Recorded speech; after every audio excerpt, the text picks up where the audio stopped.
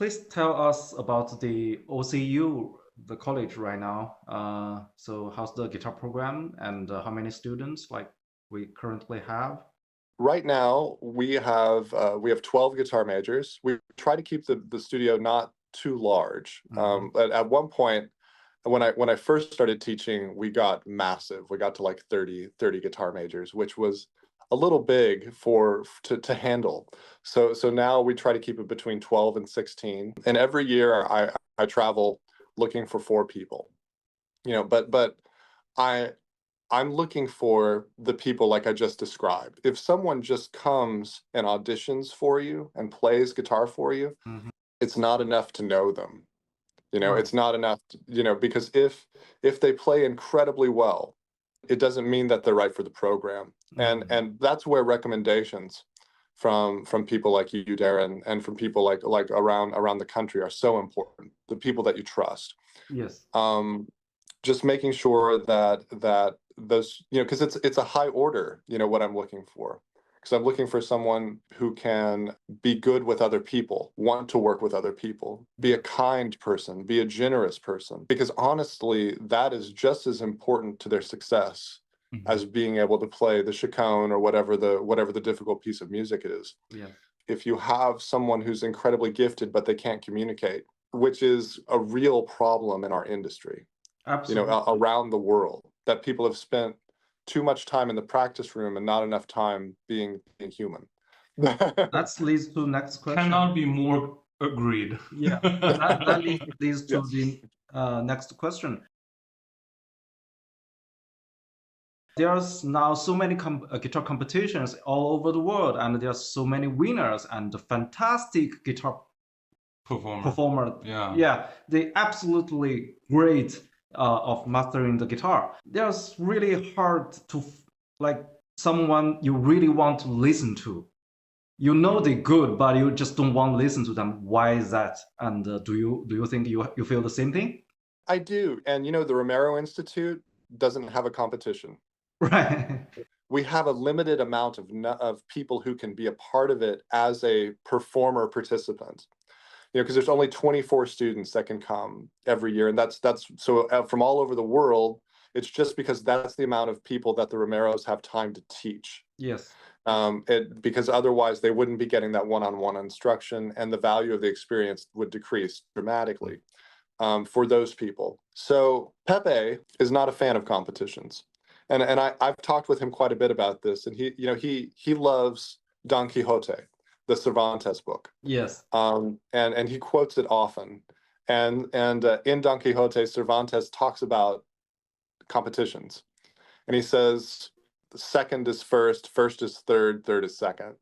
There can be no truth in the outcome of a competition. We can accidentally get it wrong, and we can accidentally get it right, Yeah. that the correct person gets it. But we all know something inside of us is saying, what is the real meaning of this? Most of us know that competitions do not lead to careers. What competitions do is they give us an opportunity to be around more like-minded people. So it does give you a chance to network and to connect with people from all over who are very passionate about the guitar.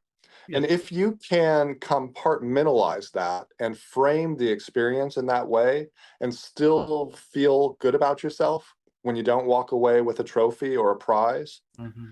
then it can be a win for you.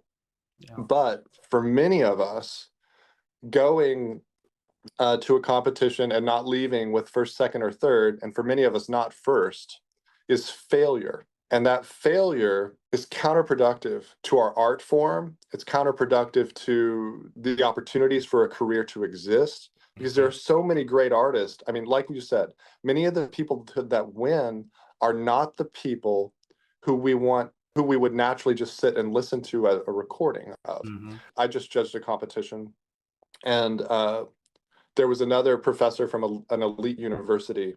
One of the people had played unbelievably beautifully, but they had made some mistakes in a B section. And Hmm. then another person had played something near perfect, but it was soulless. And I don't mean that, and that's too harsh. I mean, it was a young person, and they can become a beautiful artist, but it was perfect, but it was still not correct Hmm. because of It's lack of artistic understanding and interpretation, and personal expression, right? That they have their own unique voice that you can hear when they're performing. My colleagues were moving towards perfection, and I think that's what we often do. But an audience doesn't care. It's like, yes, of course, if we're missing a million notes, it's like we know if something's not good. If someone is incredibly passionate and putting their soul on the line and kind of playing on the edge, of their existence, Yes. and they miss a note, it's like watching, this epic battle in a way, maybe, or something that's not violent, but this very exciting moment, that you're capturing and living in real time.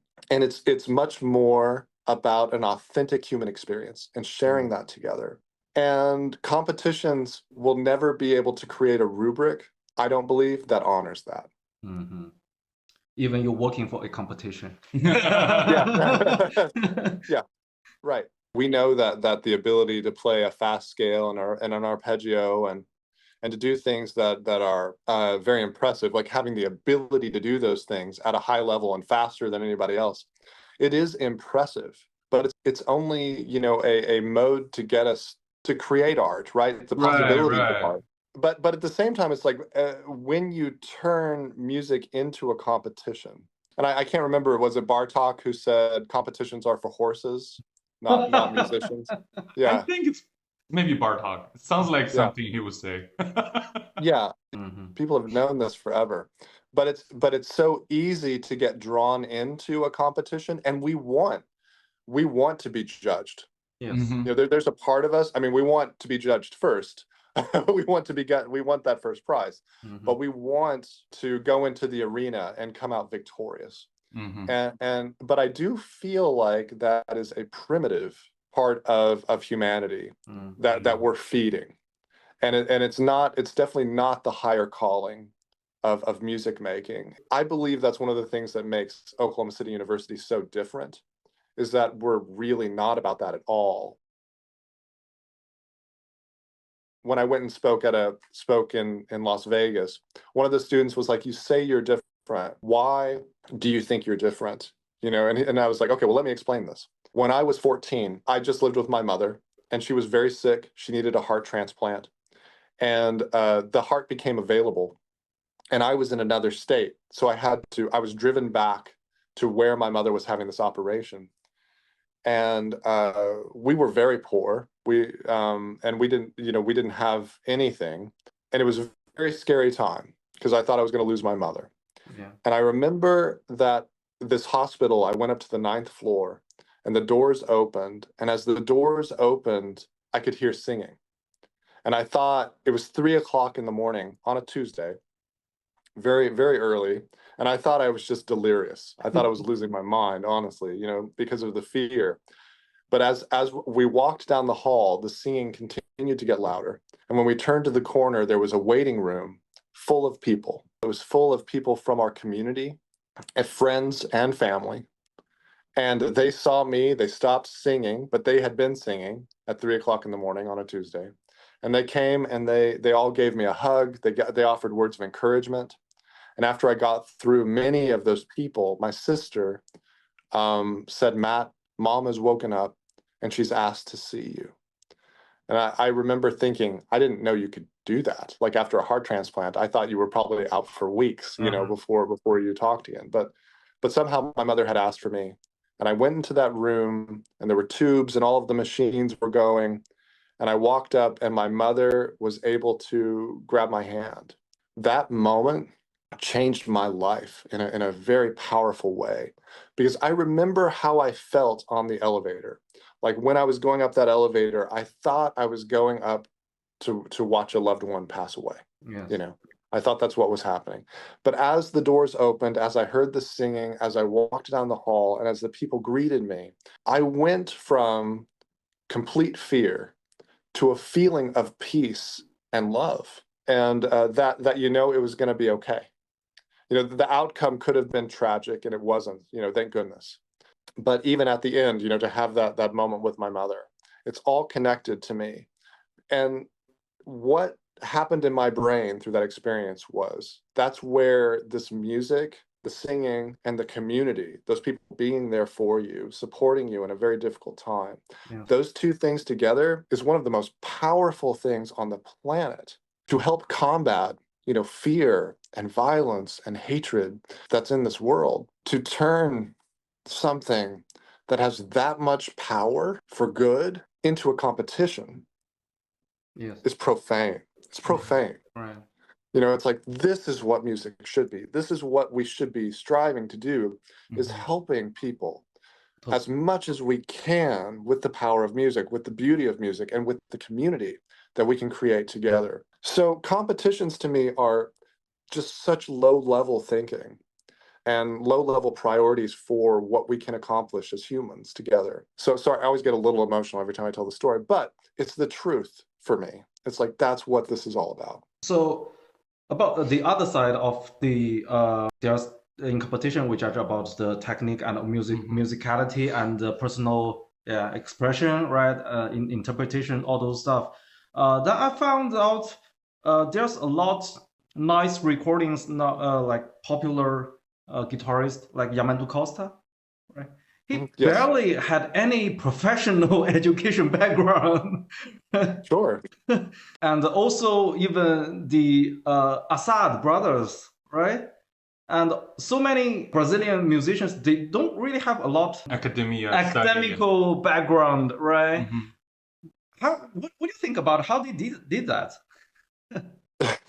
Well, I don't think that it came out of thin air. I think the Romeros, Pepe Romero doesn't have a degree. Right. Anel Romero doesn't have a degree, but they did have a loving father, who taught them how to play. And somewhere, I think, in all of these people's lives, there is a devoted someone. There's a devoted teacher. There's a devoted parent. There is a community, like we've been talking about, that has reached in and made a difference in these people's lives. I think very few people honestly believe that they are self-made. That they have accomplished all these things by themselves. It doesn't mean that they have to go through official academic routes, right, to become what they're going to become. But also, usually, I find that there's some extenuating circumstance that allowed them to be in a moment in time, either in history, or maybe some tragedy forged them forward and pushed them forward. Maybe there was a lot of fortunate interventions, like in my life. I didn't want to read music when I was 14, and when my mother was really sick. But I remember that the community bought me a piano. And they brought it to our government subsidized housing, and then they would come and they would pick me up and take me to piano lessons, and they would pay for those lessons, and they would do that every week. And when they brought me the piano, the thing they said was, "Don't sell it," because we probably would, to pay a bill. I think that the world is full of people who are what we've been talking about this whole time, hoping to make a difference, to make an impact, to make a connection. I think that if all of these people are honest, there's going to be that connection. There's going to be that story.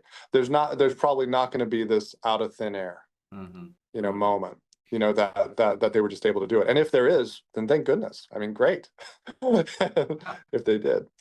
But yeah, very few people, very few people, if any, are self-made.